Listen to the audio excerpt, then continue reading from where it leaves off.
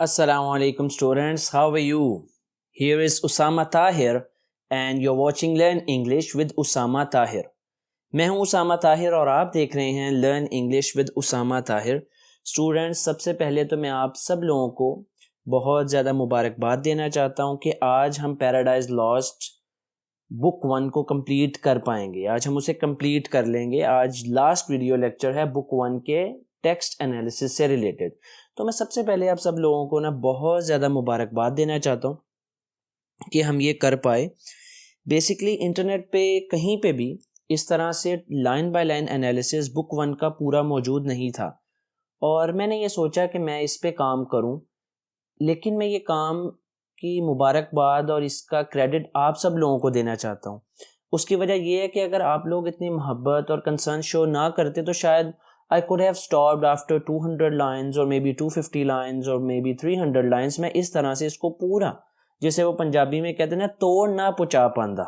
ٹھیک ہے، میں اس کو بالکل اینڈ تک لے کر کے نہ جا پاتا. لیکن آپ سب لوگوں کی محبت اور آپ سب لوگوں کے کمنٹس مجھے فیول اپ کرتے رہے اور ریچارج کرتے رہے کہ نہیں، مجھے یہ ایک کام کرنا ہے. میں نے یہ ڈریم تھا میرے لیے، ایک چھوٹا سا آبجیکٹیو جسے آپ بول لیں. چھوٹے چھوٹے انسان کے ڈریمز ہوتے ہیں، ان میں سے ایک ڈریم تھا کہ میں یہ بک 1 کو کمپلیٹ کیا کر پاؤں گا، کیا میں کر سکتا ہوں. کیونکہ انٹرنیٹ پہ بھی بہت زیادہ اس پہ نالج موجود نہیں ہے، تو اس پہ سیلف اسٹڈی بہت زیادہ ریکوائرڈ ہوا کرتی تھی میرے لیے. تو آج ہم بک 1 کو کمپلیٹ کر لیں گے. آئیے وداؤٹ فردر ڈیلے ہم دیکھتے ہیں. اچھا، پیراڈائز لاسٹ بک 1 پوری ہے کیا؟ یہ ایک ایپک پوئم ہے، جان ملٹن نے لکھی ہے. اس کے اندر سیٹن اور اس کے ساتھیوں کا تذکرہ ہے. وہ کس طرح سے آسمان سے جہنم میں پھینکے گئے ہیں، اور ان کی غرور کی وجہ سے اور ان کی باغی پن کی وجہ سے ان کو کس کس قدر عذاب سے دوچار ہونا پڑا ہے. کس طرح سے خدا تعالیٰ ان سے جو ہے بہت زیادہ طاقتور ہے، اور وہ یہ اس غلط فہمی کا شکار ہیں کہ شاید وہ زیادہ طاقتور ہیں، یا شاید وہ کسی دھوکہ دڑی سے خدا کو نعوذ باللہ ہرا لیں گے. وہ انسانیت کے بہت زیادہ خلاف ہیں اور ان سے حسد کرتے ہیں، اور مختلف خداؤں کی صورت میں اس دنیا میں انہیں پوجا گیا ہے، اور شرک کی ابتدا انہوں نے ہی کی ہے. اور اب یہ وہاں پر موجود ہیں اور مختلف پلاننگز کر رہے ہیں. پہلے یہ جو ہے موجود تھے لیکوڈ فائر پہ، ٹھیک ہے، وادی میں، اور اس کے بعد یہ پلین پہ میدانی علاقے میں اکٹھے ہوئے، اور وہاں سے انہوں نے اپنی جو ہے اسٹریٹجی بنانے کا آغاز کیا، اور وہاں پہ انہوں نے اپنا پیڈومونیم، اپنا دارالحکومت بنایا ہے، جہاں پر اب یہ لوگ اکٹھے ہیں. اس پوری بک 1 میں ہم نے بہت سی سیٹن کی سپیچز کو دیکھا. سیٹن کس طرح سے ریٹورکس کا استعمال کرتے ہوئے کس طرح سے زبان پہ اس کو کمانڈ ہے، اور کس طرح سے وہ اپنے باغی فرشتوں کو لے کر کے چلتا ہے اور ان کی ہمت بندھاتا ہے، اور کس طرح سے وہ اپنی مایوسی کا بھی اظہار کرتا ہے. اور ہم نے یہ بھی دیکھا کہ کس طرح سے ہسٹوریکل پرسپیکٹیو میں جا کے جان ملٹن نے ہمیں انٹرسٹ کیا اور ہمارے ذوق کو بحال کیا، اور کس طرح سے انہوں نے ہمیں کبھی گریک کا حوالہ دیا، تو کبھی انہوں نے مصر کا حوالہ دیا، تو کبھی انہوں نے ہمیں جو ہے اٹلی کا حوالہ دیا، کبھی کس کنٹری کا، کبھی کس ہمیں تہذیب سے متعارف کروایا. دیکھیں، پیراڈائز لاسٹ بک 1 میں صرف ہم نے سیٹن ہی تو نہیں پڑھا، ہم نے جو سیملیز پڑھی، جو ہسٹوریکل ریفرنسز پڑھے، جس طرح سے ہم نے مختلف میتھولوجیز کو سیکھا، روایات کو سیکھا. گریک میتھولوجی ہو، چاہے وہ ایجپشین میتھولوجی ہو، چاہے وہ اسلام کے بارے میں ہم نے اسٹڈی جہاں پہ بھی ہسٹوریکلی آیا، کرسچینٹی کے بارے میں جہاں پہ آیا، خدا کا جہاں پہ کانسیپٹ آیا، یہ بہت زیادہ ہم نے چیزوں کو اسٹڈی کیا. اور یہ میں کچھ الفاظ کے اندر، کچھ ایک آدھ منٹ کے اندر ایک ناکام سی کوشش کر سکا ہوں کہ یہ پیراڈائز لاسٹ بک 1 ہے. ٹھیک ہے، یہ میں تھوڑا سا آج کا لاسٹ لیکچر ہے، اور اس کے بعد ہم بک 1 کو تو ڈیل نہیں کر رہے ہوں گے نا، تو اس لیے میں اپنا پورا زور آج لگا دینا چاہتا ہوں کہ بک 1 ہے کیا. اگر آپ بک 1 کو دیکھتے ہیں کہ سپرفیشلی اگر آپ دیکھتے ہیں تو سیٹن کا قصہ ہے، جی یہ کر رہا ہے، وہ کر رہا ہے، لیکن نہیں. اگر آپ اس کو ان ڈیپتھ جا کے دیکھتے ہیں تو جس طرح سے جان ملٹن چیزوں کو ایکسپلین کرتے ہیں، آسمان کے بارے میں بتاتے ہیں، زمین کے بارے میں بتاتے ہیں، ہمیں جنت اور دوزخ کے بارے میں بتاتے ہیں، گریڈ کے بارے میں بتاتے ہیں، غرور کی وجہ سے کیا کیا نقصانات ہوتے ہیں، انسانوں سے اس کی کیوں نفرت ہے سیٹن کی. ان سب چیزوں کو اگر ہم کریٹیکلی ایویلویٹ کرتے ہیں، جیسے کہ آپ لائنز میں کریٹیکلی ایویلویٹ کرتا جاتا ہوتا تھا، تو آپ کو صحیح سے اندازہ ہوتا ہے کہ پیراڈائز لاسٹ بک 1 ہے کیا چیز. اچھا، اب نیکسٹ ہم اپنی ٹپیکل لائنز کی طرف بڑھتے ہیں آگے. 770 سے 798 لائنز کو ہم آج اسٹڈی کر لیں گے، اور یہ بک 1 کی لاسٹ لائن ہے 798 تک. اس کے بعد بک 2، بک 3، بک 4، اس طرح سے آگے والیومز ہیں. اب تھوڑا سا پریویس بیک گراؤنڈ آپ کو یہ دیتا چلوں کہ یہاں پر فرشتوں نے اب جو ہے دارالحکومت بنا لیا ہے، اور اب سیٹن نے ان سب کو کال کیا ہے، اور اب وہ سب لوگ وہاں پر ہال میں جمع ہیں.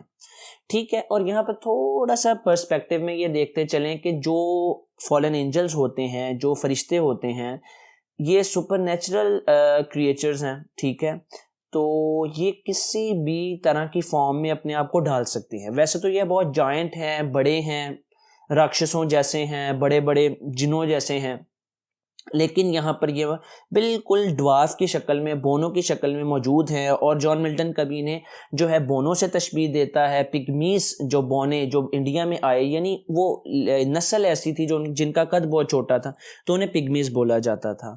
اس کے علاوہ کبھی نے بیز یعنی کہ شہد کی مکھیوں سے تشبیہ دیتا ہے کہ وہ شہد کی مکھیوں سے تشبیہ دینے سے مراد یہاں پر بالکل ایک ہولو قسم کی، کھوکھلی قسم کی سملی نہیں ہے، بلکہ اس سے مراد ہے کہ وہ کس قدر کوارڈینیٹڈ ہیں. جیسے بیز کا ہم پروسیس سمجھتے ہیں کہ وہ چھتوں کے گرد کیسے کوارڈینیشن میں جمع ہوتی ہیں، ان کی ایک ملکہ ہوتی ہے، ان کی ایک پرنسس ہوتی ہے، اور وہ سارا کام سر انجام دیتے ہیں.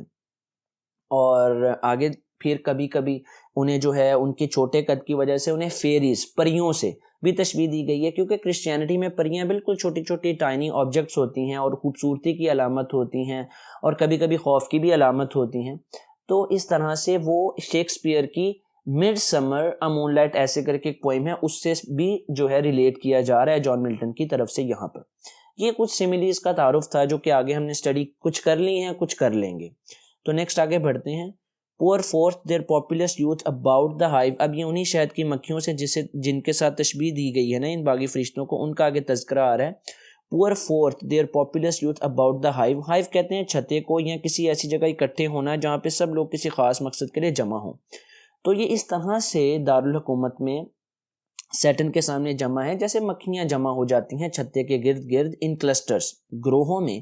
دے امنگ فریش ڈیوز، جو کہ جو ہے بالکل تازے پھولوں کے جو ہیں اس کے اوپر جمع ہو جاتی ہیں. فلاورز فلائی ٹو اینڈ فرو، اور ارد گرد اڑتی رہتی ہیں. اور آن دا اسموتھ پلانک دا سبب آف دا اسٹرا بلٹ سٹاڈل. اب یہ ان کا سارا پروسیس بتایا گیا کہ وہ کیسے شہد تیار کرتی ہیں مختلف پھولوں کے اوپر بیٹھ کر، مختلف پودوں کے اوپر بیٹھ کر.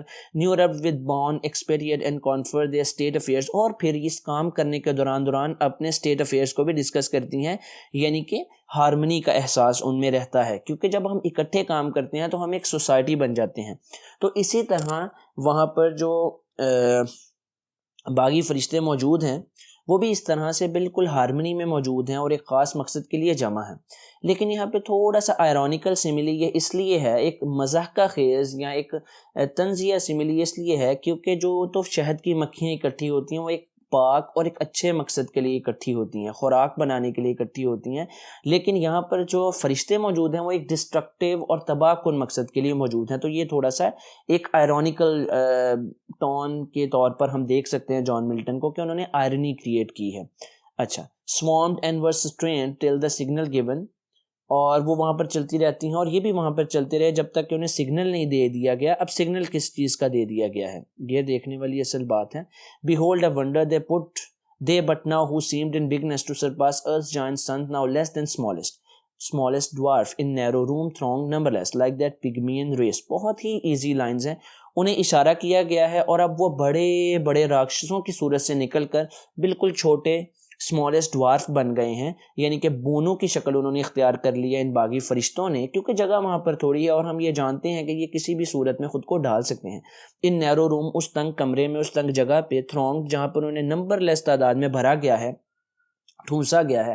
Like that Pigmean race. Pigmean ایک ریس تھی جسے آپ ویکیپیڈیا پہ جا کے سرچ کر سکتے ہیں، گوگل پہ جا کے. یہ انڈیا میں آئے تھے اور یہ نسل تھی انسانوں کی جو چھوٹے قد کی تھی. تو اس سے انہیں ہسٹوریکلی بھی آپ دیکھیں کہ جان ملٹن ہمیں ارتھلی آبجیکٹس کے ساتھ کمپیئر کر کے ان چیزوں کو سمجھانے کی کوشش کرتے ہیں تاکہ ہمیں زیادہ انڈرسٹینڈنگ میں ہمارے اضافہ ہو جائے. بیونڈ دا انڈین ماؤنٹ, جو کہ انڈین ماؤنٹ کے پرے اس پہاڑ کے اوپر رہتے تھے, ان کی لوکیشن بتا دی گئی. اور faery elves whose midnight revels by a forest side or fountain some belated peasant see. یا پھر یہ پریوں جیسے لگتے ہیں جو کہ رات کے وقت ہلا گلا کرتی ہیں بایا فارسٹ, جنگل کے کنارے پہ یا پھر فاؤنٹین یا فوارے کے پاس, یعنی کہ خوبصورت جگہوں کا آپ کو تاثر دیا گیا کہ ان جگہوں پر وہ ہستی کھیلتی ہیں, ناچ گانا کرتی ہیں. سم بلیٹڈ پیزنٹ سیز, اور کچھ جو دیر سے واپس لوٹنے والے کسان ہیں انہیں دیکھتے ہیں, یعنی کہ اس جنگل کے پاس سے جب کسان گزرتے ہیں اپنا کام کرنے کے بعد تو وہ انہیں دیکھتے ہیں. اور ڈریمز ایسی, یا پھر امیجن کرتے ہیں کہ انہوں نے انہیں دیکھا.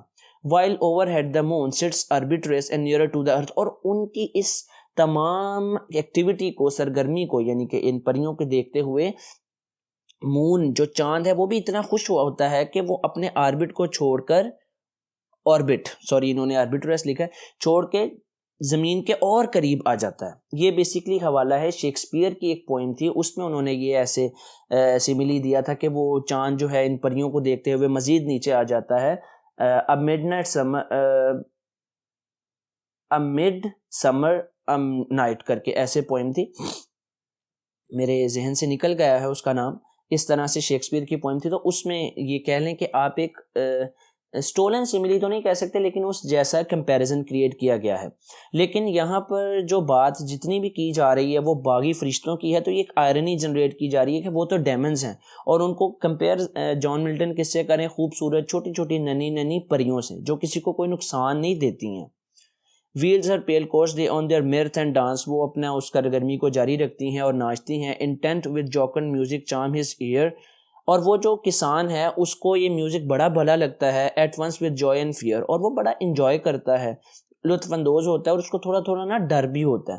ڈر کس چیز کا ہوتا ہے کہ وہ ان کو انٹرفیئر کر رہا ہے ایکٹیویٹی میں ان کے, تو وہ ناراض ہی نہ ہو جائیں یہ جو پریاں ہیں. Thus incorporeal spirits to smallest forms reduce their shape immense and were at large.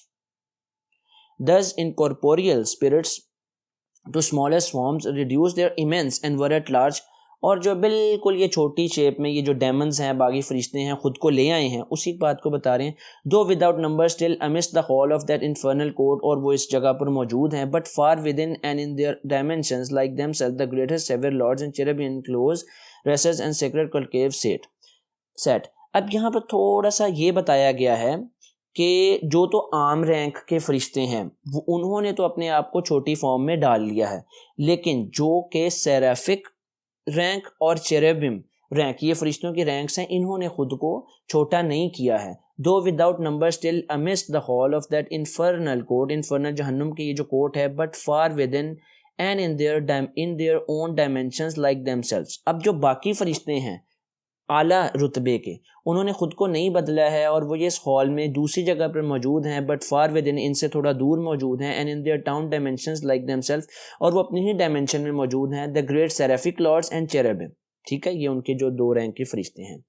In close recess and secret conclave sat, اور اپنے تختوں پر وہ جو ہے نا بڑی آرام کے ساتھ بیٹھے ہوئے ہیں. 1000 ڈیمی گاڈز آن گولڈن سیٹس, اور یہ سونے کی بنی ہوئی جو ہے نشستوں کے اوپر بیٹھے ہوئے ہیں. ڈیمی گاڈز انہیں کہا گیا کیونکہ انہوں نے بعد میں ارتھ کے اوپر پوجا جانا ہے. فریکوینٹ اینڈ فل, اور بڑے حشاش بشاش وہاں پر موجود ہیں. اب یہاں پر آپ کو تھوڑا سا یہ دیکھنے کو ملتا ہے کہ ان میں کتنا ڈسپلن ہے. اگر آپ کریٹیکلی ایویلویٹ کریں تو ان میں رینک سسٹم موجود ہے. جو عام رتبے کے فرشتے ہیں وہ کس طرح سے فرما برداری نبھاتے ہیں, اور اعلیٰ رتبہ فرشتے کس طرح سے پریویلیج کو انجوائے کرتے ہیں. اور کچھ تھوڑے سے شور شرابے کے بعد, آفٹر شارٹ سائلنس, بالکل خاموشی کے بعد جو ہے, سمن read the great consult begin, اور یہاں پر اب جو ہے وہ جو بھی سیٹن کا خطاب ہوگا وہ سب سٹارٹ ہوگا, اور وہ پھر ظاہر ہے کہ بک 2 میں ایکسپلین کیا جائے گا. تو ہمارے یہیں تک آج کی لائنز تھی, اور میں بہت خوش ہوں کہ ہم بک 1 کمپلیٹ کر پائے ہیں. اگر آپ کے مائنڈ میں کوئی کوشچن ہو تو ضرور پوچھیں, اور اس ویڈیو کے نیچے تو میں زیادہ کانگریچولیشنز کے کمنٹس دیکھنا چاہتا ہوں تاکہ ایک دوسرے کے ساتھ ہم محبت کا اظہار کر سکیں. تھینک یو, اللہ حافظ.